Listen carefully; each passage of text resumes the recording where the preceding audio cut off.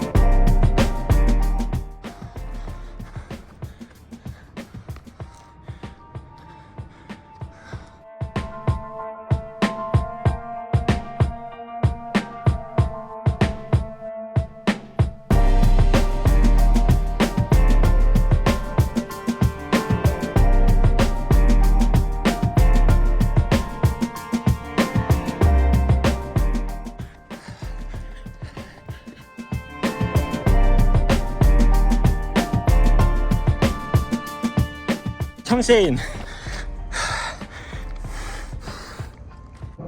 各位參加咗2025年度獅子會高空對決沈雲山嘅同學仔留意啦，賽道係有更改嘅。賽道起點喺下低佐敦谷遊樂場，終點喺而家呢個沈雲山山頂，全長2.6公里，240米攀升，5 EP， 賽道都係獲得 ITRA 認證嘅。各位同學未試路嘅，快啲試路啦！祝各位比賽順利！